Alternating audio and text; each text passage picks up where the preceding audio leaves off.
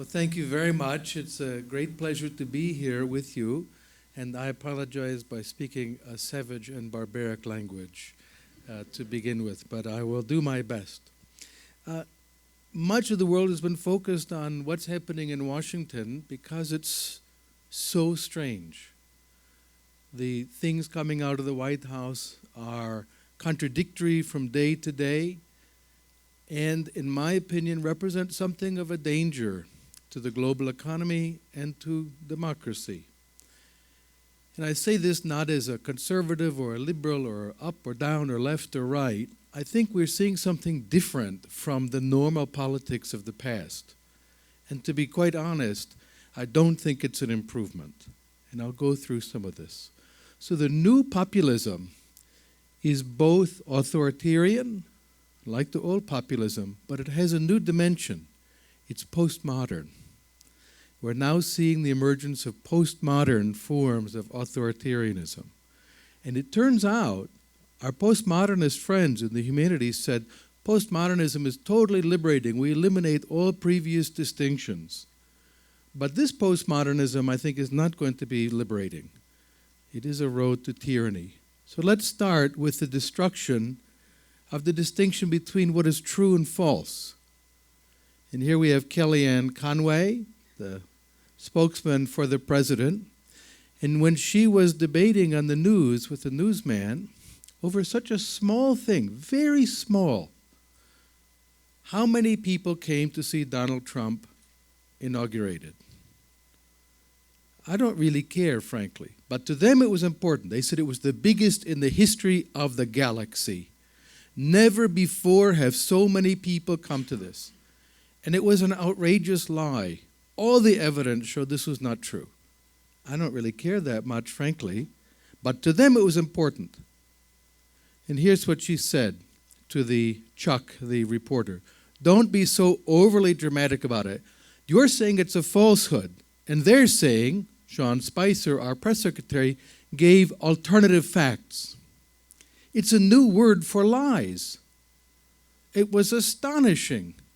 And now this has entered the vocabulary. Oh, they're just presenting alternative facts. This is the postmodern approach to what traditionalists call lies. These are not lies, they're alternative facts. Everything is a narrative. There's your narrative and my narrative. There's no true and false or better or worse. They're just different narratives. And this has now become a dominant mode of politics in much of the world. Undermining the independent media. Donald Trump says, I didn't even look for a quote. It's almost every day he says, the lying media. The lying media. Don't believe the lying media. That's very chilling to some of us because it's a direct translation into English of a German phrase that we heard a long time ago, up until 1945. Die Lügenpresse, the lying media. And this was how the fascist regime undercut the independent media by saying they're all lying media. No one can criticize our leader. They're all lying. And this has been very, very disturbing to see this complete attack on the media, and also, I should add, on the independent judiciary. When a judge struck down his illegal and unconstitutional presidential order, it was so badly written, I think they wanted it to be struck down. He said, this so-called judge, a so-called judge, not a judge, a so-called judge. And previously, in a private case, he said a judge could not rule on it because the judge was a Mexican. Judge Curiel was born in Indiana. His parents are from Mexico. Whoops. But he is not a Mexican. He's an American. Can we find out what's happening here? We'll try again. So, undermining the media, undermining the judiciary, and so on. Undermining PowerPoint as well. And now we have something you may have heard in Brazil, the term fake news. The president says everything is fake news. If they criticize him, New York Times, Washington Post, it's all fake news. fake PowerPoint. Well, there is such a thing as fake news. Look at this, ABC News. You may have heard of it, American Broadcasting Corporation. That's not the same thing, actually. The one on the left is abcnews.com.co. It's a fake news site that tricks you into thinking it's ABC News, but it's full of outlandish, crazy stuff, like the Pope endorsed Donald Trump, Hillary Clinton is a lesbian, all crazy stuff like that. But people see it and they think it's ABC News. It must be true, so they share it with their friends. There is a problem of fake news emerging, and it's quite interesting how this has happened. Phony sites like this one, but also there are others as well. The Denver Guardian sounds like a real newspaper. If I said, according to the Denver Guardian, such and such, you would think, wow, it's a big paper in Denver, Colorado. No, it's a website from somebody's basement in Macedonia. It's not a newspaper in Denver. The Liberty Writers News, the American News, right? On and on. These are all actual fake news sites, and this and this. And I'll talk more about those in a moment. Those are sponsored by the Kremlin. Now, our president says it's all fake news. Don't believe the lying media when they criticize me. With a suggestion, they should shut up. That's very contrary to what Thomas Jefferson said. I think he had the right attitude. If I had to choose between a government with no media and media without a government, I'd pick the second, to have a free press.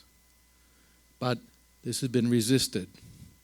Now, the independent media has been attacked also by economic nationalists. And Steve Bannon, who is, I really have to say, a real, authentic, big F fascist. When you read what he writes, it is fascism, and he knows it. He quotes European fascist thinkers. How many of you have ever heard of Julius Evola? Okay, one person, Diogo. He was a really crazy Italian fascist, so extreme, Mussolini thought he was dangerous. He said, he criticized Mussolini. He said, we want a true fascism, a pure fascism, a fascism of pure violence. And he was connected to the Nazi SS. And Mussolini said, you know, this guy's a little crazy. Push him out. Well, Bannon quotes him. And when the first time I saw that, I said, this is not good. He knows who these people are. As he said, the corporatist, globalist media, this phrase now, it's a hate phrase for anyone who criticizes them. A globalist doesn't mean a reader of O Globo. A globalist. They're opposed to an economic nationalist agenda like President Trump has. So they're economic nationalists. Let's look at his trade agenda that follows from this. His view of trade with other countries is all zero-sum. If you got richer, I got poorer. There's no sense of the mutual gains from trade. People trade because they both expect to benefit. That's why I engage in trade, and you and everyone else.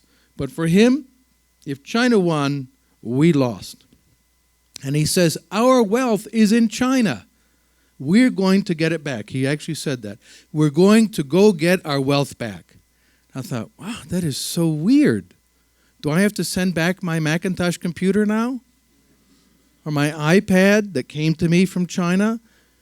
Our wealth is in Germany. Do I have to send back my car? I drive a German car. That's nuts. But he thinks our wealth is over there. We're going to get it back. No sense that we got something in exchange for what we sent to them. He says that when we trade with China, we're being raped. They're raping us by sending us all those consumer goods and socks and computers and other things. This is rape. In my opinion, this is crazy. It's just crazy. He does not understand the trading relationship. But now we have trade policies based on alternative truths. Here was what he proposed, you know, the TPP, Trans-Pacific Partnership. The United States and Philippines and Peru and Indonesia and Japan and so on. He was going to reject it. He said it's a trick by China. He said designed by China. Designed by China to cheat the United States. There's a little problem. China's not in the TPP. How could China have designed something that they are not a part of and did not negotiate and did not sign? This was pointed out. He never answered. He just keeps saying it over and over. And the U.S. pulled out of TPP. And I think we should expect more of this. Total disregard for evidence, facts, as well as logic. It doesn't matter that everyone told him, Mr. Trump, you're wrong about that. He just keeps saying it. And if you say it enough times, loud enough, and tell people the others are lying, you're now destroying not only democracy, but truth. Truth itself is at stake. Think of another example of gross ignorance. This man is now the Commerce Secretary of the United States of America.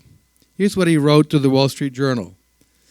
The Journal had criticized Trump, saying his trade policies are dangerous and harmful. He said, no, it's Econ 101. GDP is the sum of domestic economic activity plus net exports, exports minus imports. So anytime we run a trade deficit, we're hurting the economy. That's his view. His job, as he sees it, is to reduce imports to the United States. He does not understand imports are what you want. They're why you make exports, to get the things you want. He views them as a net loss. Let's look at a little bit of international trade accounting. So there are a lot of business and economic students here. National income is consumed as households, consumption, investment, government expenditure, government, public expenditures, plus exports minus imports. He says, aha, look, minus imports. Minus imports. It's a formula for growth. If you want to grow the economy, make this zero or negative. Have net exports. What he doesn't understand is the reason why we subtract this. It's an accounting identity. It's not a formula for growth. It's an accounting identity. Imports are already counted in consumption. Like my Mac computer was imported. I'm consuming it. My jacket was imported. I'm consuming it. Businesses import goods into their businesses. They call them investment. Government imports goods and expends it, as in all kinds of government expenditures on computers and so on. And therefore, imports are already counted, so we subtract it. He doesn't understand that, and that scares me, that the Secretary of Commerce is so ignorant and doesn't care. When you point this out, they say, you're lying. That's the lying media. That was in the New York Times. Why should I believe that? Or the Wall Street Journal. And even when conservative media like Fox News criticizes the president, they say, well, it's the lying Fox News. And you think, oh my God, what world are we in? It's the most right-wing media in America. And if they criticize the president, they're the lying globalist corporatist media. Now, voluntary trade, I should inform everyone, I think you understood, it's not a trick, it's not a conspiracy, you're not being cheated. Here's the best way, in my opinion, to understand trade.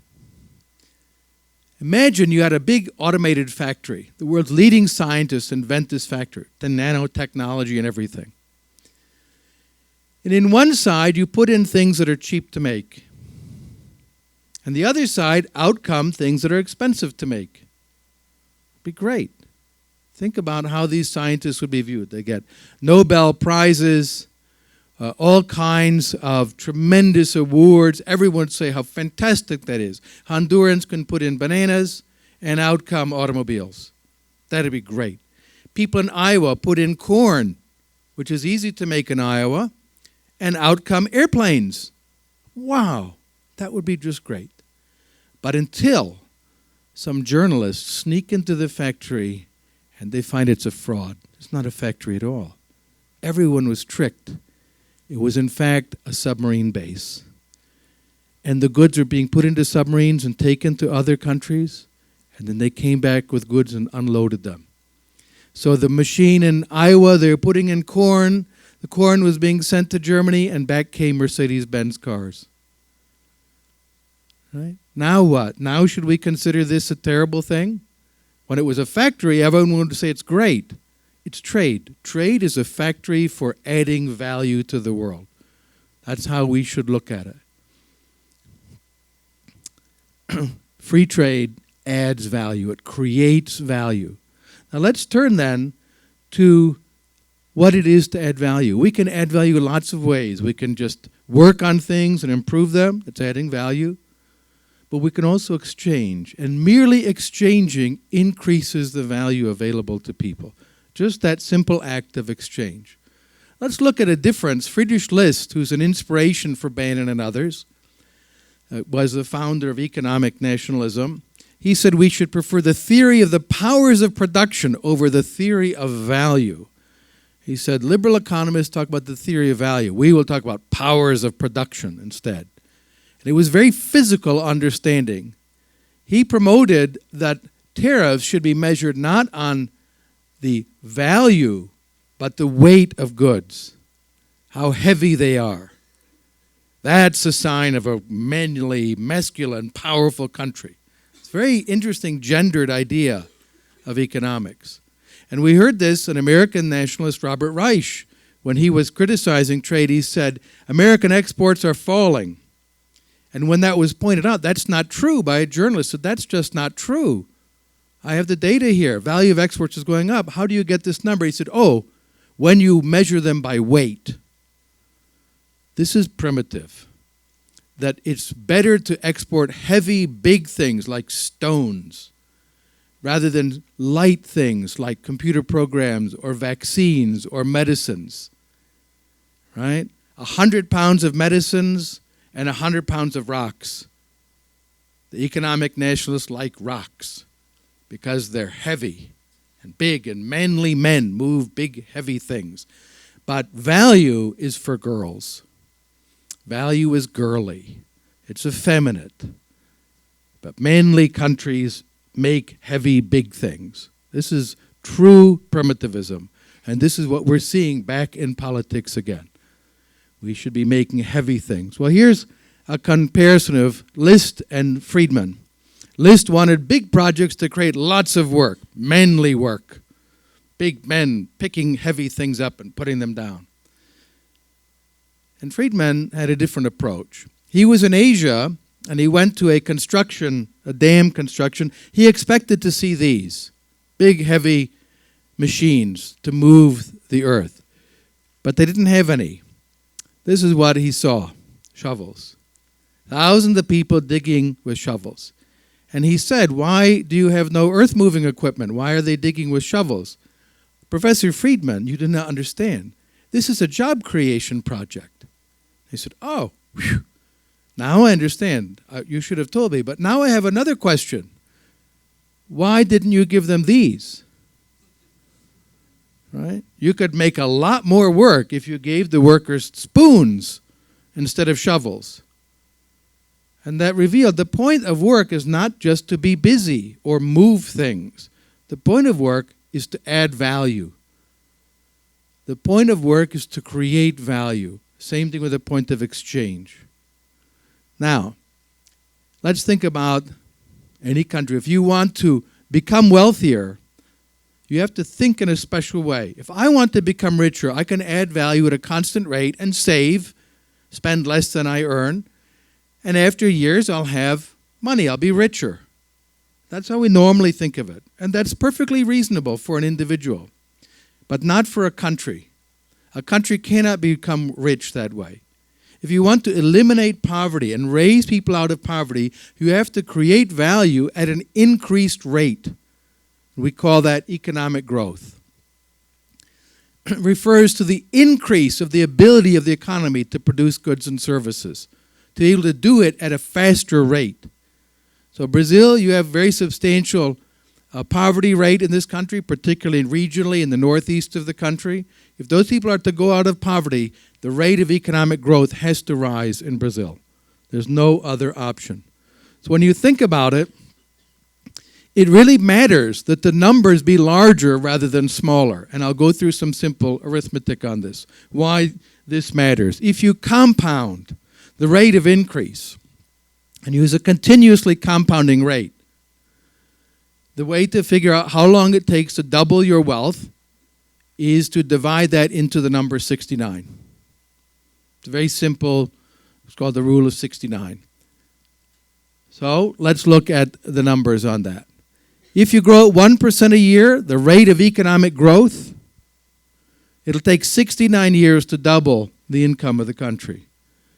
At 2%, 35. At 6%, 11.5. At 10%, 7. So they look like small increases, but they're a huge impact when you compound them over time. If you want to make the country wealthier, you need to focus on these numbers, the rate of economic growth. So let's look at Brazil's rate over the years compared to the other BRICS countries. Not that great. Even during periods of relatively high growth, this rate, 100 years. This rate, 55. This rate, 73. That's really not very fast, and it's not enough to eliminate poverty and raise everyone to prosperity. What was the rate in 2016? Not good. If you continue that, you'll get poorer and poorer and poorer rather than wealthier and wealthier.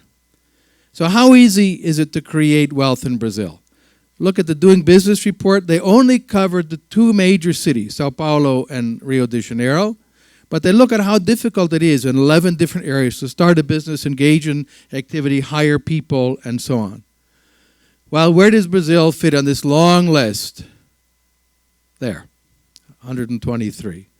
So there's a lot of room for improvement. You're right after Egypt and just ahead of Guyana. Congratulations. One can improve that. Now, one of the reasons why economic growth is often resisted is it causes creative destruction. Joseph Schumpeter wrote some of the smartest words in economics. The problem that is usually being visualized, how capitalism administers existing structures. The relevant problem is how it creates and destroys them. A growing economy will involve creative destruction. That's really the key to understanding growth also. Take my childhood. When I was a boy, I thought I would become a typewriter repairman. It's a great job. Lots of them. You came into the office, you fixed all the typewriters. They would always be broken. Someone would come and repair. They wore uniforms. It's a job of respect and prestige. And I thought, you'll always have work. Well, when was the last time you saw a typewriter? Maybe in a museum. A friend of mine, when his son at 5 years old came to me, he said, Daddy, come see this. He said, what is it? He dragged him in. He pointed. It was a typewriter. He said, yes. And his son said, it's a computer with no screen. Where's the screen? And he had to explain it's a typewriter. And his older sister explained, it's like a printer that prints in real time. No understanding of this thing. So that whole industry was wiped out. It's gone. All the typewriter repairmen. But what happened? We got something better, the computer. And new jobs were created. New industries no one had ever imagined. Imagine trying to talk to your grandparents or great-grandparents and talk about, well, I'm going to become a web designer. They think you work with spiders. What does it mean to be a web designer? None of these things existed in the past. Now, it has an enemy, though, established interests. They don't like the fact that their capital falls in value. Their market share falls. Think about Uber coming into Sao Paulo. What did the taxi drivers think about it? Not too happy. They didn't like that. And all around the world, Lyft and Uber and other countries are being resisted. Airbnb in the United States, attacked by the hotel industry. And these are examples from today. There'll be more in the future. Right? In the future, instead of having people like me, there's some robot will walk up here and talk. Who knows? And I'll bet I'll be angry if that happens. That's life. We're always adding new forms of value added.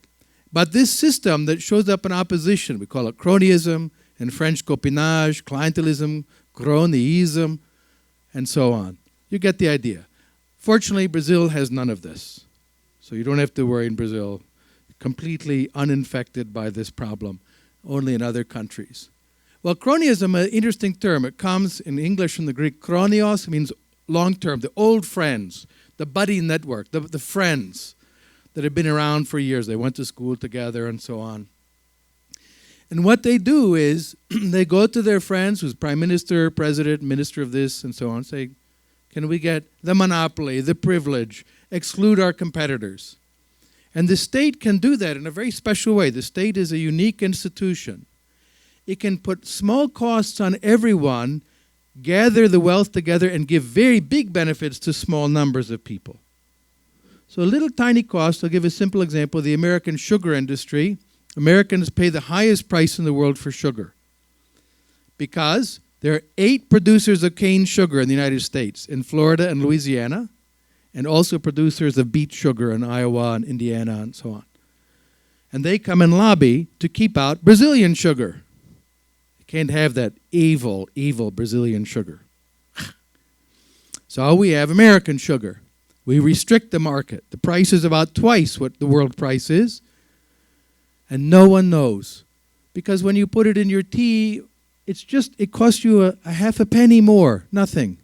But add that up, hundreds of millions of people every day just pay a small bit of a penny. That's a lot of money. And those 8 cane producers come to Washington and they lobby. They're very active to promote keeping out foreign sugar. It's cronyism. But it also has other negative impacts. It almost killed the American candy industry. It turns out, I know this is going to be a surprise, sugar is a very important ingredient in candy. Who knew? Right? It's a surprise. So the American candy industry almost collapsed. And what they did, there's a famous American candy called a Lifesaver. It's a little hard disc of sugar. You can use them also for military purposes. To bombard the enemy. But they're very American. They don't make them in America anymore. They're now made in Canada. The sneaky Canadians worked out they could make sugar products and smuggle them across the border into America as candy. Very smart. That's why I never trust Canadians. They're like that. Now, if you want to get rid of cronyism, you need free open markets.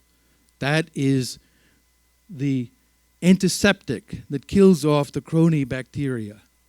To get rid of privilege, have everyone compete on an equal basis, no subsidies, no privileges, no ability to exclude others from the market. Let's look at some examples of cronyism. Carlos Slim, one of the richest men in the world. It's hard to measure at a certain level, but he's up there in the top 5. He owns a privatized monopoly, Telmex. The state sold the monopoly. This is a big mistake. Do not do this. First liberalize, open the market to competition, then sell the state assets.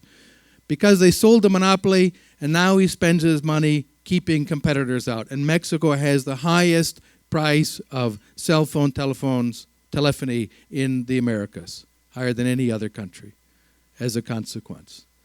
But not only Mexico. Don't think this is a Latin thing.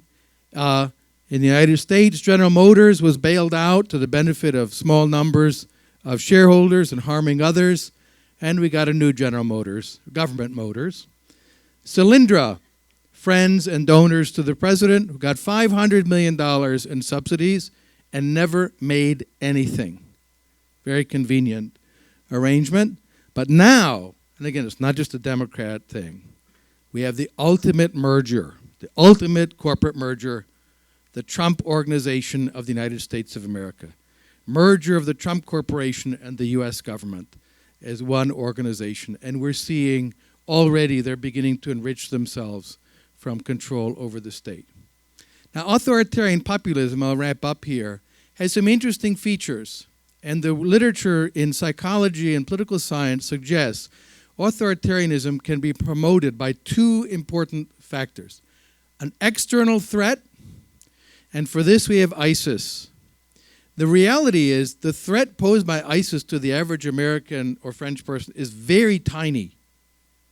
But it's 24 hours on the news. You see it all the time. It feels like you're under attack. Anytime there's a disaster, a murder attack in Europe, it's for 5 days, it's on the news all the time, and people see this. It's created a sense of external threat. But then internal threat, your threat to your status, immigration, and interestingly enough, fallen status. And one group in the United States has fallen in status, relative status, because others have risen. Relative status is very different from absolute status. We can all become wealthier. It doesn't require anyone become poorer. But if we have a ranking, first, second, third, fourth, if someone goes up, someone has to fall. Women have been rising in status. African Americans have been rising in status. We have had a black president for 8 years. Immigrants, all kinds of groups have been rising. Someone has to fall. Who is that someone? It's people who look like me, Caucasian males. And a lot of them don't like it. Who just voted overwhelmingly for Trump? White males with a high school degree or less, 85 or so percent. So this is very, very disturbing. And we've seen this new threat to liberal democracy and free markets and free trade emerging. It's a challenge for liberals to deal with it. We have another element. The Kremlin is actively waging information war on trade, on free markets, on liberalism, on free speech, and so on. And they're doing it very effectively all around the world, most especially in Europe. And there's one big image behind it, Mr. Putin. Now, what's remarkable about it is it's a postmodern propaganda. Unlike Soviet propaganda, Nazi propaganda, fascist propaganda, they said, our system is better than yours. The Kremlin doesn't say that. They say nothing is better than anything else. You say you have freedom of speech, bullshit. Not true. We have as much freedom of speech as you do. And on down the list. It's very clever to undermine liberal democracy.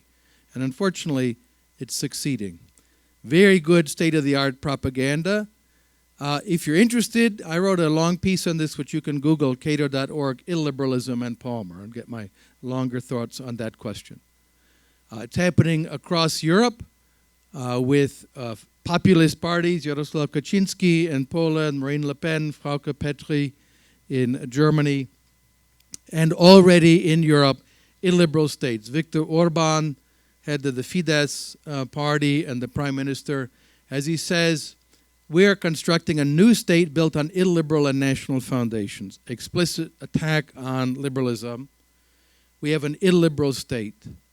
But interesting, he says, within the European Union, I'll translate what that means, at the expense of the taxpayers of Denmark and Germany and Italy and other European Union countries because they receive so many subsidies. That's exactly what that means. And even more militant anti-liberal parties. This is the Jobbik party in Hungary, the Magyar Garda. This is the biggest opposition party in Hungary, and they're Nazis. This is the Our People's Party. This is the leader of the parliamentary faction. Is this how politicians dress up in Brazil? Well, they used to at one time, long time ago. This is how they dress up in Slovakia now. And this is the Golden Dawn Party. These are all in parliament, by the way. Does this look familiar? Please. It's a traditional Greek symbol. Put out of your mind any other thing it looks like. No, they're quite explicit. So let me conclude. I think liberalism is a very bright future in Latin America. You saw the populist wave, and I think it's crested. In Brazil, Argentina, and other countries, it's receding. And a return to normal democratic politics and liberal life. But I think there are going to be big struggles in Europe and the United States. And I fear possibly some very dark days ahead from nationalism, racism, xenophobia, protectionism. So I want to make a request to each and every one of you. It's a personal request that I make on behalf of the classical liberals in the United States. If we go further down this road to populism, protectionism, nationalism, and cronyism, we have a request to each one of you individually. Please make Brazil great again. Embrace the free society, liberal democracy, free markets, and free trade. Because if you don't, we won't have any place to go. Thank you very much.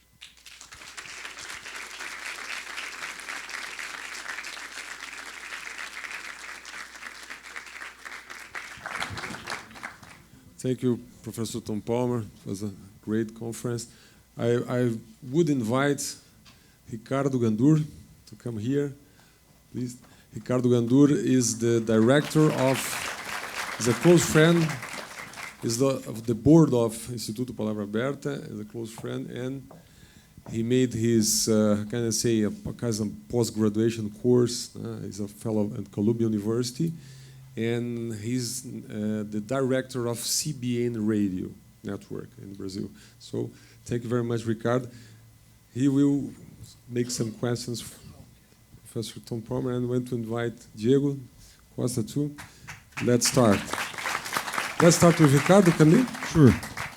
Good morning, everyone. Morning, Mr. Palmer. Nice to see your presentation. Very good insights. May I ask you, may I start asking something? I'm sure we in Brazil, as a young democracy still in development, it's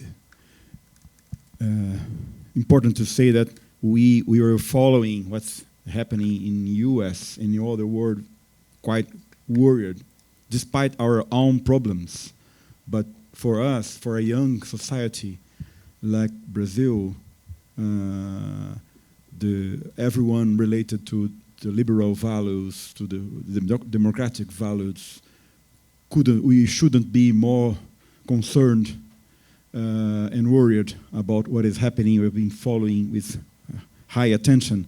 I was living in the US last year. During the primaries, everyone used to say, oh, he's not going to be nominated. And he got the nomination. And then he got, oh, okay, he will not win the elections because it's easier to beat him. And he got the election. He won the election. And then we thought, oh, he's not going to do what he said during the campaign. And he's doing what he said in mostly things. So it's many reasons to be worried. But I'd like to start to ask him why you think that happened. Because despite of all of this, Americans elected him. So we read many things about that. And of course, it's been hugely debated. But I'd like to briefly listen about your view about this specific point, the reason. What happened? Why Americans elected Trump? Everything he said is true, by the way. It's exactly, very elegantly expressed how people saw this. But let me give a less pessimistic view a little bit. He won one of the closest elections in American history. He lost the popular vote. He only got 46% of the votes cast. So he did not get a majority. But he kept saying, I won in a landslide, the biggest victory in history. It's a lie. But his followers say, yeah. And anyone who criticizes lying is unbelievable. He says, well, the Electoral College victory was a landslide. Out of 54 presidential elections, his was 48th in terms of the majority. So not very impressive. He won by 79,000 votes in 3 states. If those had switched, we'd be having a very different conversation. Only 79,000 votes. So I don't think it represented a sea change in opinion, that the whole country wanted him as a great leader. That's not what happened. The other thing is, in the primary, people were saying 2 years ago, wow, the Republicans are going to do great. Everyone hates Hillary, which is basically true. She's just, in my opinion, she's just terrible. She's dishonest and corrupt and all kinds of problems.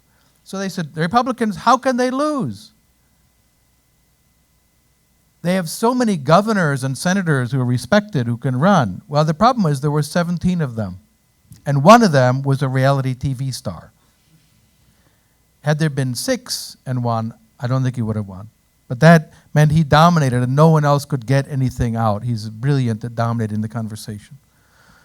My fear is not that he represented a change in public opinion, but something very different, that he will cause public opinion to change. That's a different point. Look at the public opinion polls on trade. 2 years ago, Republicans favored TPP. Take the poll today, 68% of Republicans are against it. And who favors it? Democrats. Politics is very tribal. We follow what our tribe says. And the big warlord changed the opinion, and so many people follow him. So we may see a realignment of the parties as a consequence. So that's my take on it. I'm not as pessimistic about public opinion, but I worry about the harm that is going to be done in the future. Sure, and just to complement that, do you think people had chosen someone trying to deny traditional political values? I mean, do you think politics is under a challenge? We here in our city, our very recent elected mayor won the election very strongly. By the way, denying, promoting himself as a non-political guy. I'm not a I'm a manager of the city. I'm here to manage the city, but in a sense, I'm not evaluating what he's saying or not. But he denied the traditional political values. What is happening? What kind of example and inspiration can be delivered to the young and generations who will be the next leaders for the societies? Make a quick comment on Brazil, but I'm cautious about politics in other countries. I don't tell people you should vote this way or that way. It's your country. You will make decisions about your own country. But there's a certain sense in which a lot of the Brazilian elite, I think, has become discredited on left and right because of their involvement in cronyism and state companies and kickbacks and Odebrecht and all these words that have now become globally known names. And what will be helpful is for a new generation to come with clean hands and say, we're not part of that. We don't have that connection. That will be helpful to regenerate positive politics in Brazil, to say we're not part of that system in which you get into the party in order to get government contracts and kickbacks and that sort of thing, which has dominated a lot of political life in Brazil. But as to which particular party and so on, I'll leave that for Brazilians to debate.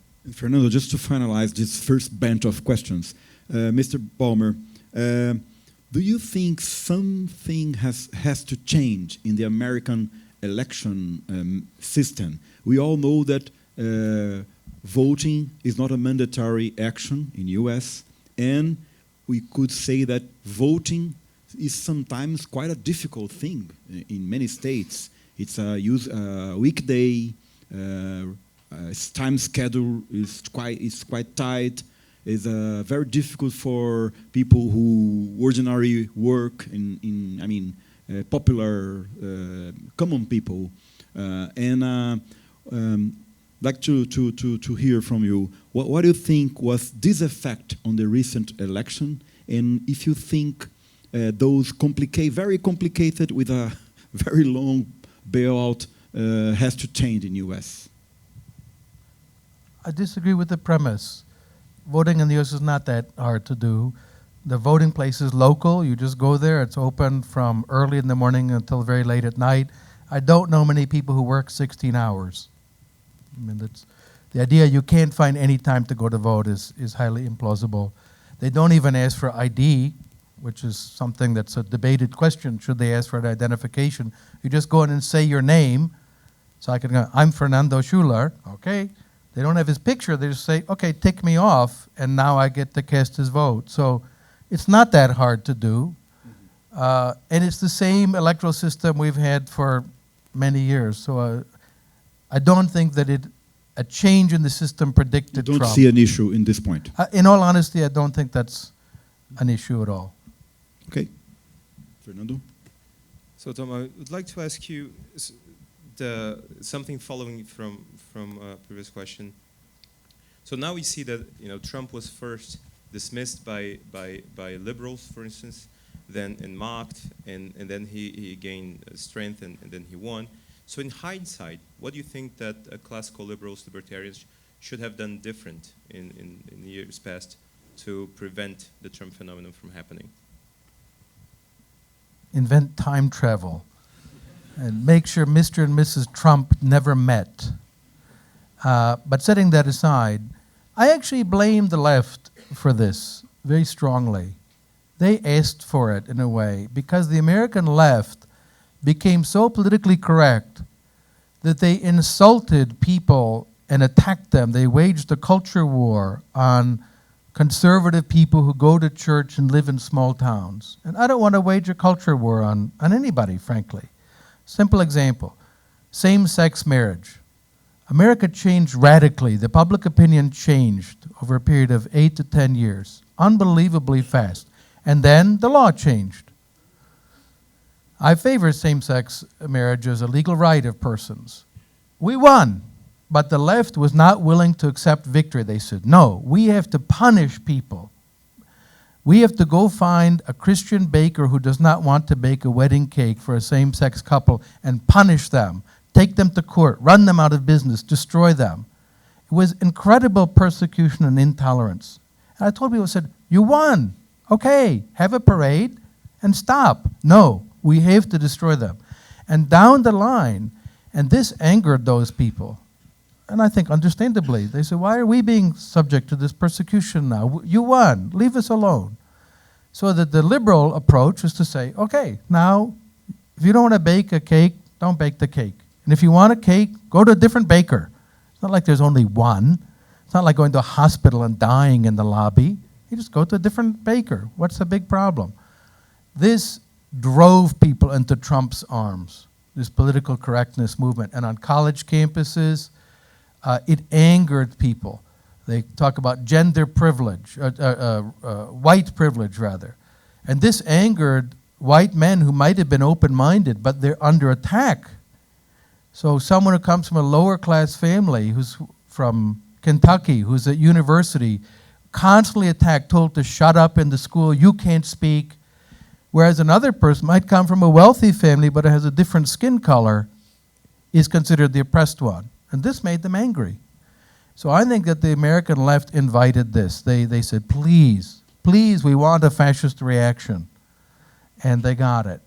And they, I think, should be ashamed for what they called into being. They summoned forth this creature out of the depths of the sea. And now we have an increasingly polarized left-wing and right-wing politics. And the liberal middle, people say, live and let live, is the shrinking percentage. So I don't think it was the liberals who screwed up. I blame the left and the right. As each one fights the other, they get stronger. And now look at what's happening in France. We may see an election of a communist versus a fascist in the runoff. This is horrifying.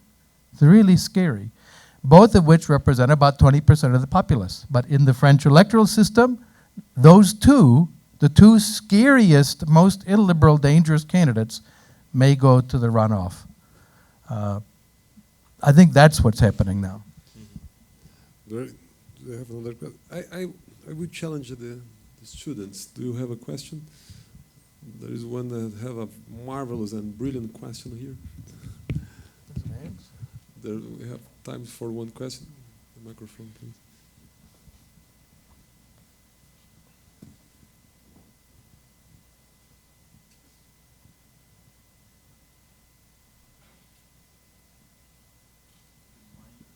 Your name is? Luca. You briefly explained about Trump's domestic actions. Could you comment a little bit about his international actions, and especially his attacks on Syria and his relation with the Kremlin? Most of it has to be speculation, and here's what's remarkable. His authoritarian personality is one driven by impulse. He wakes up at 5 o'clock in the morning and goes to his Twitter feed. And then he gets angry and he sends crazy tweets. So on that one morning, he sent 4 tweets in a row. Boom, boom, boom, boom. 3 attacking Obama, saying he wiretapped me. There's no evidence. If it were true, it'd be very worrisome. But there's no evidence for it. It seems it's not true. And the 4th one, immediately after, is an attack on Arnold Schwarzenegger for screwing up the ratings on the Apprentice TV show. This is an insight into his mind. And unfortunately, he's the commander-in-chief of the armed forces of the largest military on the planet, which I find scary. The Syria policy, I honestly don't know what accounts for it. He switched 180 degrees from this to this. Assad must stay and we must work with the Russians, my good friend, whom he admires. And within a short period of time, either 30 minutes or 2 days, depending on which reporter you believe, he went to the opposite. It's astonishing. And I don't know what the explanation is other than he's El Donaldo. He's the caudillo. When he snaps his fingers, reality changes. As he said before, NATO is obsolete. And now he just said today, or last night, NATO is no longer obsolete. What does it mean? It was obsolete before, but in the last 10 hours, it became not obsolete anymore? I don't get it. What I do know is he's impulsive, and that's very dangerous. And on the foreign policy scene, I'll end with one note. He has told us it's best if people don't know what you're going to do, to be unpredictable. Maybe, I don't know. I've never been a New York real estate crony. So maybe in that world, that's a good way to act. It's possible. But when it comes to foreign policy, this is a very bad approach. The other side in diplomacy should know what's going to happen if they do something. You should be very predictable in diplomacy. It's how World War I started. The two sides did not know how the others would react. Donald Trump thinks World War I was in 1811. So he doesn't know anything about these things. His approach to international relations, I personally found extremely dangerous. The good news, he fired Michael Flynn, who's certifiably insane, the National Security Advisor, because Flynn lied to the vice president, and the vice president didn't like that. He said, I went on TV and said something not true because of what Flynn told me. He has to go. And now the National Security Advisor is actually a very normal, rational person. So I'm a little bit less worried, but unfortunately, the president is impulsive, erratic, and unpredictable. And I do not find that comforting. I find that it makes the world a more dangerous place. More dangerous than Obama, more dangerous than Bush, both of whom had foreign policies I didn't like. But I prefer predictability in diplomacy to erratic, unpredictable behavior of nuclear-armed powers. Mr. Palmer, in July last year, just after the primaries, July or August, I don't remember, a political analyst wrote in a newspaper, in a Brazilian newspaper, that Donald Trump victory would be an attempt more effective than the September 11. And he wrote that that will be a very efficient way to weakening America. Do you agree with this? I do, and not because I think Hillary was fabulous. I think she was terrible. It was the worst election of my whole lifetime. The two worst candidates. I voted for a third-party candidate. I could not bring myself to vote for either one of them. And I live in the District of Columbia, which voted 91% for Clinton anyway. Yes, I think this could be quite harmful. Now, let's put it on a positive spin. Trump does understand one thing, I think that's right. The undergrowth of regulation is choking the American economy. And we saw an increase of that under Obama. If there's a problem, he says, quick, write a 140-page rule about that. And then we feel good. We wrote a rule about it. But the compliance costs for business are very high. 95,000 pages was the Federal Register of new laws, 95,000 pages for 2016. It's unbelievable. No one can read those and understand them. And Trump has said, I'll get rid of that. Okay, I like that. But what he wants to substitute is arbitrary personal decision. And he threatens business people. He threatens them by name. He sends out tweets saying, Jogo, if you don't do what I say, you'll pay. There'll be retribution. That's his word, retribution. I'll bring the tax authorities and the antitrust authorities on you. This is unbelievable. This would be considered insane and the most backward despotism. And here it is from the President of the United States. So I think this is likely to weaken the U.S. Dramatically.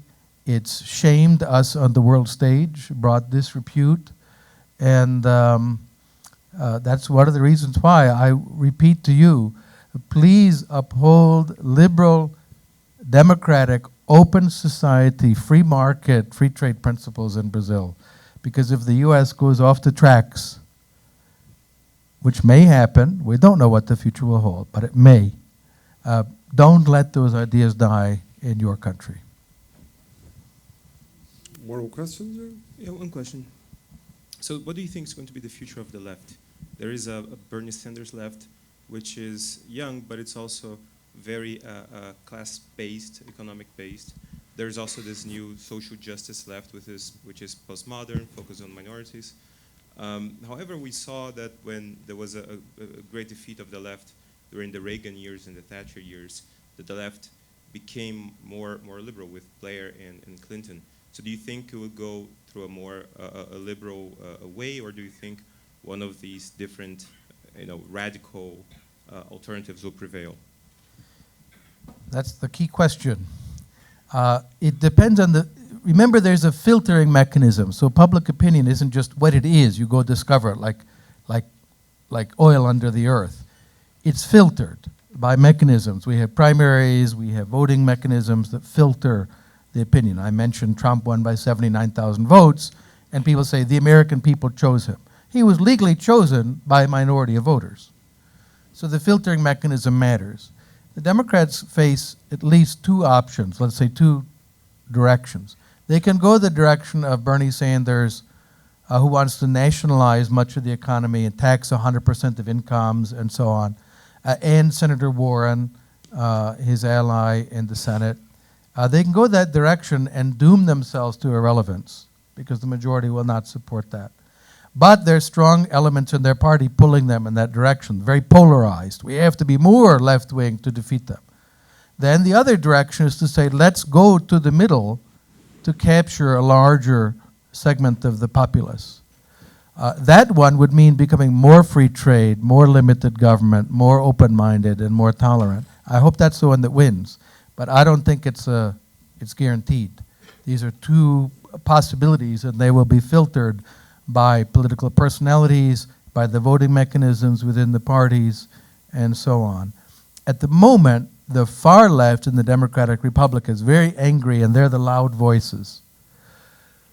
I hope that the more moderate Democrats who say, we'd actually like to win elections, will be more successful and will pull them in a more, not American, but Brazilian sense of the term liberal, limited government, open society direction, and away from the politically correct social justice warriors, socialists, and so on. But I won't make a prediction as to which one will happen. We have time for one more question. Just 2 or 3 minutes. Okay. Microphone, please. Okay. I see United States as the... Your name, please? Andrea. My name is Andrea.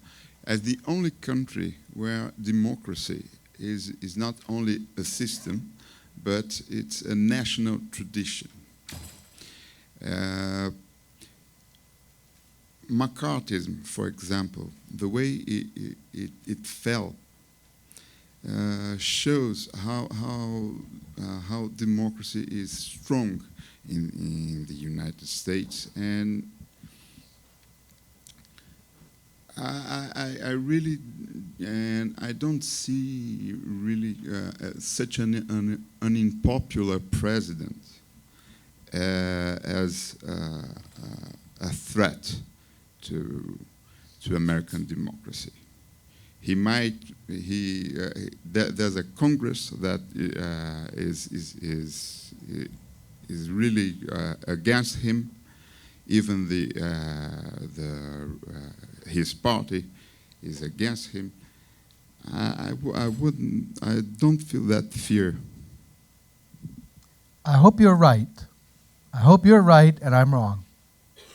Let me tell you why I'm worried.